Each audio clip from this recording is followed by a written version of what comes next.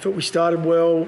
I thought we matched them with intensity. They were quicker to react to the ball, however. So our tackles are up, something we haven't had over the last few weeks. So if you come to half time, you say, well, we're not really coming back to the ball as well as we'd like to, but we're in the fight. We managed to shift the mindset slightly in the third, and we saw what footy we're about. It's such a small shift to get yourself there. Unfortunately, we couldn't sustain it. And to Brisbane's credit, I thought they lifted the tempo in the last again, obviously when they were challenged, which is what a good side does.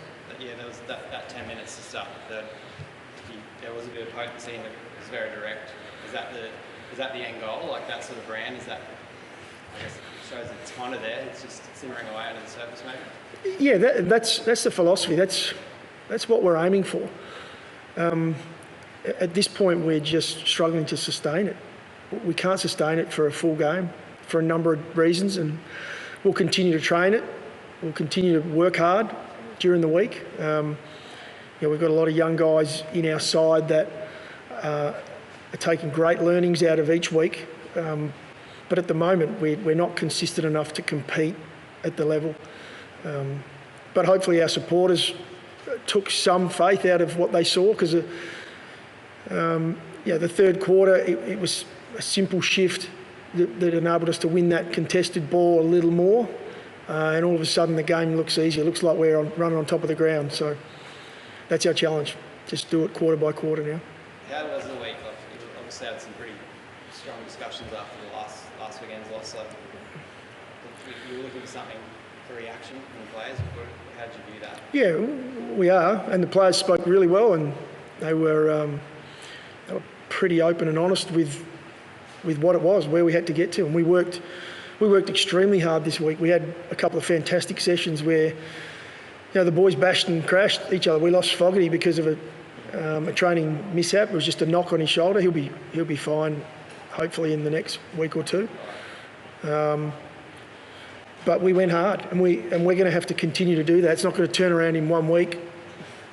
We've been training reasonably hard, but we took it to another level, and it was a credit to the guys, off of what was a really disappointing couple of weeks. I thought they came out and showed a lot more effort this week.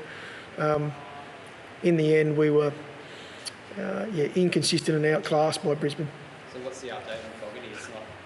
He's in the sling, right? So yeah, so it's bruising, so there's no bone damage. I'm no expert on it, but it's one of those ones that it's going to take a week or two for him.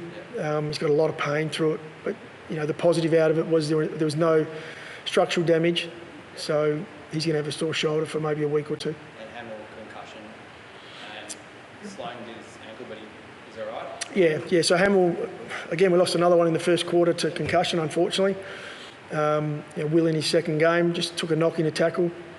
So that didn't help, having that back down. We moved Smith down back, which I thought he did reasonably well when he went back there. And Sloaney was an ankle, but he managed to fight through. Tex under a bit of pressure, I guess, this week to even hold his spot. Were you happy with how he played today? Yeah, I was. Tex is very much a product of the way we're going about it around the ball and the way we're moving the ball. And as we saw in that third, when we get our contest right and we get our game plan where it should be, all of a sudden Tex is valuable, super valuable, because he's very good in front of goal.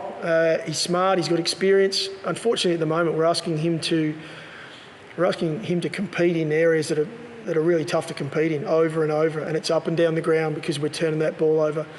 But we've got work to do on fundamentals. We've got work to do on consistency. But overall, we saw some really positive signs, I thought, today. Just looking ahead to the next round, obviously neither club wants to be where you're at. It's a massive game, isn't it, for both clubs? Given the seasons you've had against Freo, it's a good chance to show or to instill a bit of hope with another improved effort next week. That's what we're looking for. Yeah, no matter the oppo, we're looking to improve and put 2-3 quarters together, 4 quarters. That's the aim.